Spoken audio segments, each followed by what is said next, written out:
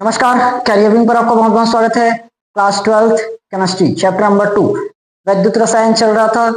कल हमने इसका बेसिक क्लास खत्म किया है, जिसमें मैंने आप लोग को वैद्युत रसायन की परिभाषा और रेडॉक्स इसको कंप्लीट करवाया था। रेडॉक्स हम जान गए, ऑक्सीकरण संख्या बढ़ेगा तो ऑक्सीकरण होगा, ऑक्सीकरण संख्या घटेगा तो अपचयन होगा। ठीक, अगला टॉपिक है हमारे पास विद्युत रासायनिक श्रेणी। मोस्ट इंपॉर्टेंट क्वेश्चन है, पेपर में कई बार आ चुका है। ठीक, विद्युत रासायनिक श्रेणी, इसको ध्यान से समझेंगे। इसका प्रयोग अभी सामने हम न्यूमेरिकल में भी करेंगे और इंपॉर्टेंट भी है, तो इसको अच्छे से क्लियर कीजिएगा। ठीक, देखो विद्युत रासायनिक श्रेणी ये क्या चीज है? विभिन्न तत्वों को उनके मानक अपचयन विभव के या सॉरी इलेक्ट्रॉन विभव, एक मिनट, सॉरी सॉरी सॉरी देखो, विभिन्न तत्वों को उनके मानक अपचयन विभव, इसी को बोलते हैं इलेक्ट्रोड विभव के बढ़ते क्रम में रखने पर जो श्रेणी प्राप्त होती है उसे विद्युत रासायनिक श्रेणी कहते हैं। समझ में आया? विभिन्न तत्व हैं, इन तत्वों को हम मानक अपचयन विभव के बढ़ते हुए क्रम में रखते हैं। बढ़ता हुआ क्रम सब जानते हैं, शुरुआत में सबसे छोटा वैल्यू आएगा, उसके बाद बढ़ते बढ़ते जाएगा। यह है बढ़ता हुआ क्रम। क्लियर है? ठीक है सर, यहाँ तक तो हमें एकदम अच्छी तरीके से बात समझ में आई।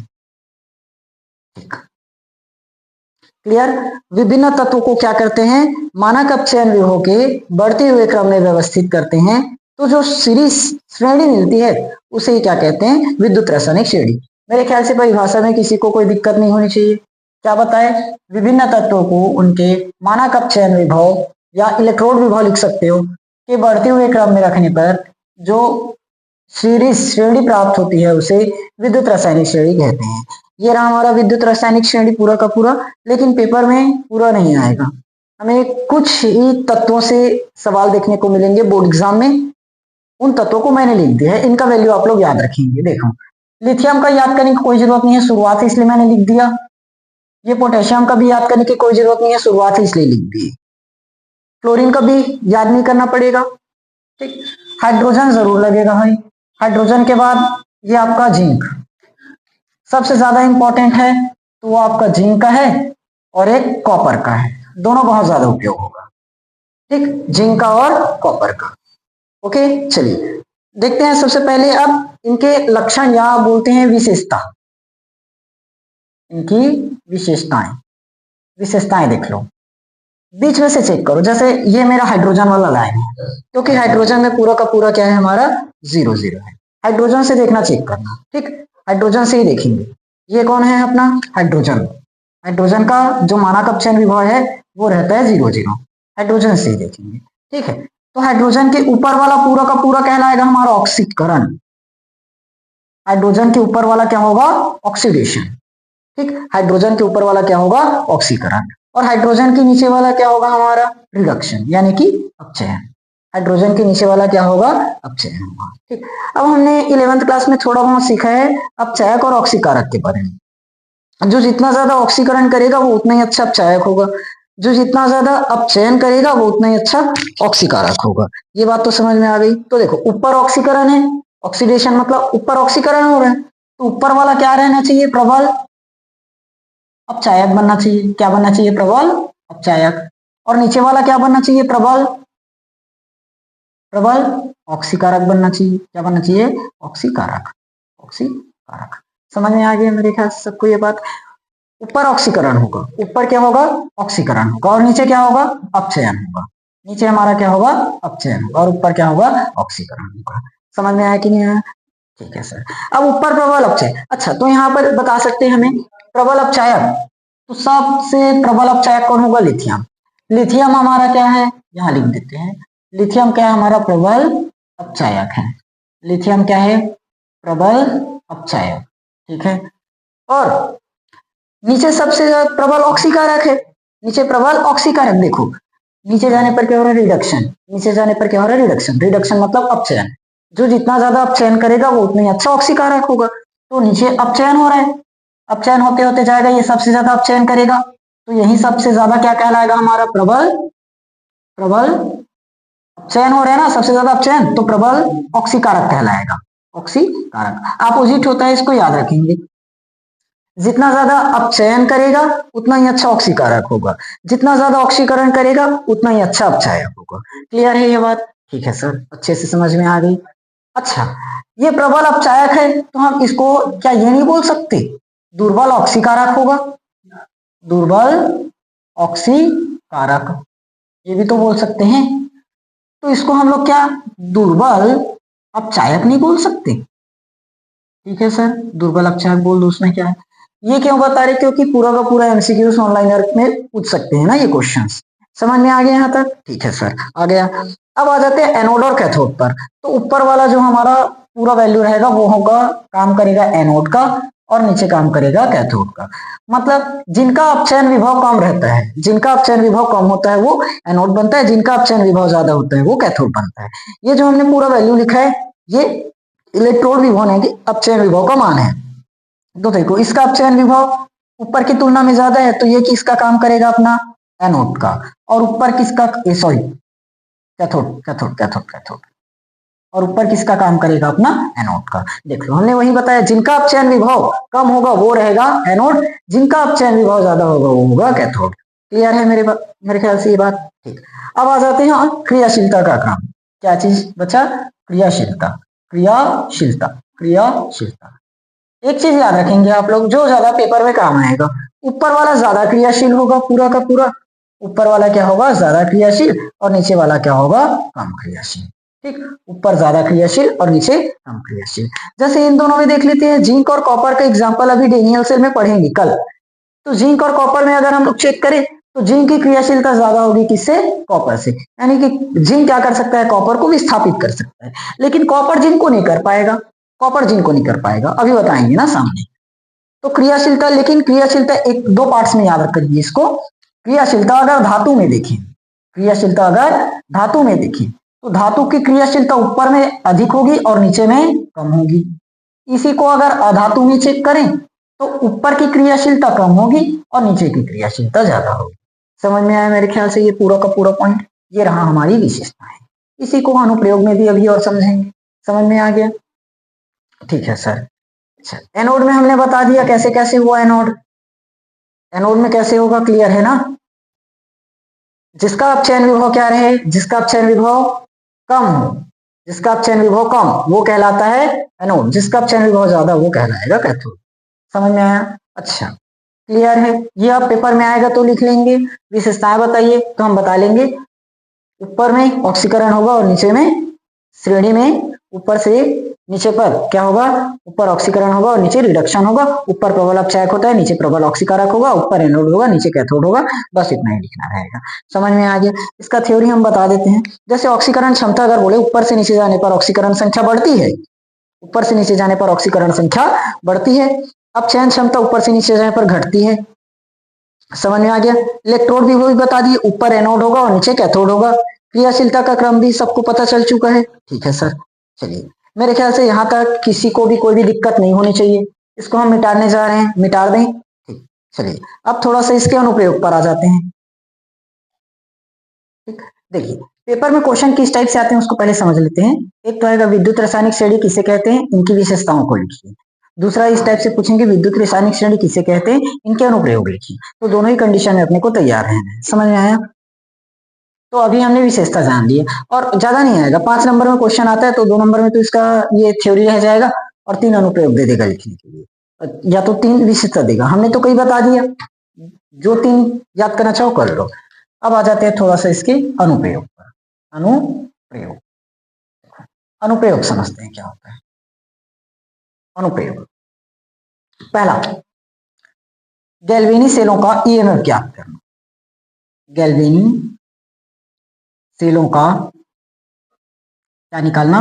ईएमएफ। ईएमएफ का फुल फॉर्म लिखेंगे इलेक्ट्रोमोटिव फोर्स, विद्युत वाहक बल, विद्युत वाहक बल। ईएमएफ ज्ञात। देखो इसका ईएमएफ हम कैसे निकालेंगे उसको समझते हैं। गैल्वेनी सेलों का ईएमएफ फॉर्मूला है डायरेक्ट, ई नॉट सेल होता है, E naught cathode minus E naught anode, E cathode minus E anode बोल सकते हो सीधा। ठीक, ये नॉट लगा दिए, अपचयन विभव का मान है इसलिए। समझ में आया? तो इसका थ्योरी हम ऐसे लिख देंगे, दो अर्धसेलों का दो अर्धसेलों से बने हुए गैल्वेनी सेलों का ईएमएफ इस प्रकार से ज्ञात किया जा सकता है, इस सूत्र से, क्योंकि दो अर्धसेल से ही गैल्वेनी सेल का निर्माण होगा। ये अभी सामने पढ़ेंगे। ठीक, तो थ्योरी में उतना ही लिख देना। दो अर्धसेल से बने गैल्वेनी सेल का ईएमएफ इस सूत्र से ज्ञात किया जा सकता है, ई सेल बराबर E cathode minus E anode, E naught cell बराबर E naught cathode minus E naught anode. Naught हमने इसलिए लगाया क्योंकि अपचयन विभव का मान लगाना है। समझ में आ गया? अच्छा, इसका डेनियल सेल का जो विद्युत वाहक बल ईएमएफ निकलता है वो निकलता है 1.10। इसको हम सामने जब कल विद्युत रासायनिक सेल पढ़ेंगे तो वहां पर मैं डिटेल में बताऊंगा निकाल कर क्या आया कैसे, और इसी सूत्र का प्रयोग करके प्रॉपर निकालेंगे। ठीक, अभी सिर्फ इतना याद रखिए। दूसरा, पहला पॉइंट क्लियर। दूसरा अनुप्रयोग क्या कर सकते हो, इसका एनोड और कैथोड का अनुमान लगा सकते हैं। एनोड कैथोड का अनुमान, एनोड कैथोड का अनुमान। ठीक, एनोड कैथोड का अनुमान अभी जस्ट मैंने थोड़ी देर पहले बताया था। एनोड और कैथोड का अनुमान, इसकी मदद से, मतलब मानक अपचयन विभव की मदद से, मानक अपचयन विभव की मदद से हम क्या कर सकते हैं, एनोड और कैथोड का अनुमान लगा सकते हैं। थ्योरी में इतना लिख लेंगे, मानक अपचयन विभव की मदद से एनोड और कैथोड का मान बताया जा सकता है। ठीक, क्या बताया था, कम अपचयन वाला, जिनका मतलब अपचयन विभव कम होगा, कम अपचयन विभव, कम अपचयन विभव। देखो, ऊपर की अपचयन विभव कम है, सब निगेटिव है, नीचे का अपचयन विभव पूरा पॉजिटिव है, मतलब ज्यादा है। डोला था ना हाइड्रोजन, बीच में हाइड्रोजन को देखना, हाइड्रोजन से ऊपर सबका सब कैसे है, निगेटिव, और हाइड्रोजन से नीचे वाला पूरा पॉजिटिव। तो निगेटिव में मतलब छोटा वैल्यू है, उसी का क्या है, कम। कम अपचयन विभव वाला क्या लिखे ऊपर में देख लो, एनोड। तो कम अपचयन विभव वाला क्या बनता है हमारा, एनोड बनता है। और ज्यादा अपचयन विभव वाला, ज्यादा अपचयन विभव, ज्यादा अपचयन विभव, ये ज्यादा अपचयन विभव वाला हमारा क्या बनेगा भाई, तो ये आपका बनता है कैथोड। क्या बन जाएगा, ज्यादा अपचयन विभव वाला क्या हो जाएगा आपका, कैथोड हो जाएगा। समझ में आया? ठीक, थर्ड,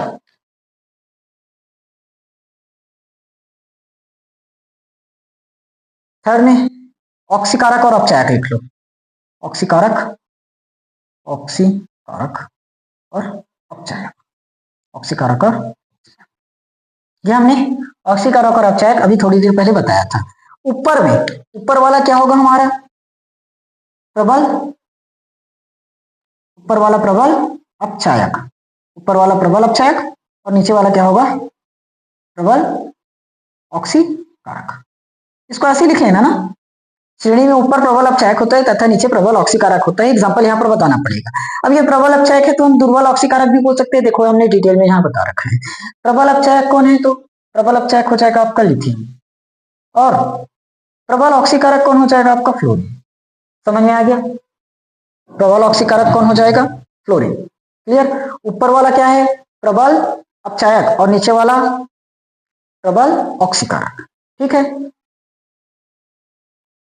ठीक है, यहां तक सबको बात समझ में आ गई। अब हम इसको मिटाने जा रहे हैं, मिटा दें। ठीक, ये याद रखिएगा पूरा ना। अनुप्रयोग 3 हो गया। अच्छा, अनुप्रयोग 4 देख लेते हैं थोड़ा सा। विशेषता और अनुप्रयोग को आपस में एक्सचेंज करके लिख सकते हो ना एक दूसरे में। जो विशेषता अनुप्रयोग जैसे लगे उसको अनुप्रयोग में भी लिख सकते हो, और जो अनुप्रयोग विशेषता में जाने लायक है उसको विशेषता में भी लेकर जा सकते हो। अब आ जाते हैं तत्वों की सक्रियता, तत्वों की क्रियाशीलता लिख लो, क्रियाशीलता या विस्थापन, क्रियाशीलता या विस्थापन, विस्थापन विस्थापन विस्थापन, एकदम मस्त रिएक्शन। देखो मजा आएगा इसको समझने में। ये तो हम जानते हैं, ज्यादा क्रियाशील धातु कम क्रियाशील धातु से उसके विलयन में से विस्थापित कर देते हैं और उसका स्थान स्वयं ले लेता है। ये हमने विस्थापन अभिक्रिया में 7वीं 8वीं क्लास में सीख रखा है। ठीक, पूरा का पूरा 10वीं तक वही सीखते आ रहे हैं। जो ज्यादा क्रियाशील वाला तत्व रहता है कम क्रियाशील वाले तत्व को उसके यौगिक में से बदल देता है, एक्सचेंज कर देता है, और उसके जगह पर स्वयं चले जाता है। ये जानते हैं। ठीक, तो कम अपचयन वाला विभव, कम अपचयन वाला विभव, कम अपचयन विभव वाला, कम अपचयन विभव वाला अधिक क्रियाशील होगा। कम अपचयन विभव वाला क्या होगा, अधिक क्रियाशील। अब ऊपर में अपचयन विभव हमारा क्या है, कम, ऊपर में अपचयन विभव क्या है, कम, तो वो ज्यादा क्रियाशील होगा, ज्यादा क्रियाशील। अब भी बताया ना, कम अपचयन विभव वाला, कम अपचयन विभव वाला यानी कि कम इलेक्ट्रोड विभव वाला ज्यादा क्रियाशील होगा, और ज्यादा अपचयन वाला वो क्या होगा, ज्यादा अपचयन वाला कम क्रियाशील होगा। ठीक है, समझ में आया। जिनका अपचयन विभव क्या है, कम है, वो क्या होगा, क्रियाशीलता उनकी ज्यादा होगी। जिनका अपचयन विभव क्या है, ज्यादा है, क्रियाशीलता उसकी कम होगी। इसमें याद रख सकते हो, ऊपर वाला ज्यादा क्रियाशील, नीचे वाला कम क्रियाशील। समझते हैं, जैसे मेरे पास ए और बी है, प्लस मैं क्रिया करवा देता हूं सी से, तो ये बना देगा ए सी प्लस बी। लेकिन उसके लिए क्या चाहिए, जो सी की क्रियाशीलता है वो बी से ज्यादा रहना चाहिए। ये क्या है, क्रियाशीलता। ये क्या है, क्रियाशीलता। अगर अपचयन में देखें तो सी का अपचयन विभव बी से कम होना चाहिए। ठीक, ये कंडीशन याद रखिए। तो ये इसको विस्थापित कर देगा यहां से। जैसे एग्जांपल समझते हैं, Cu SO4 plus Zn, Cu SO4 plus Zn, Zn SO4 plus Cu। यहां पर अब मुझे बताइए, देखो ये Zn दिखा, Zn भाई सब दिखा, तो Zn की जो अपचयन विभव है, Zn की जो अपचयन विभव है वो क्या है, कम है कॉपर से। देख लो Zn कहाँ है, ये रहा, मैं बोला था ना दोनों बहुत ज्यादा उपयोग हुआ। Zn की जो अपचयन विभव है वो क्या है, कॉपर से बहुत ही कम है, ये हमने जान लिया। तो जो क्रियाशीलता होगी, क्रियाशीलता Zn की क्रियाशीलता ज्यादा होगी किससे, कॉपर से। तो जिंक क्या करेगा, इस कॉपर को हटा देगा। जिंक क्या करेगा, उस कॉपर को हटा देगा। तो हटा दिया, देख लो क्या बन गया, जिंक सल्फेट बना दिया और कॉपर को बाहर भेज दिया। ठीक, देखो ठीक, यहाँ आ गया।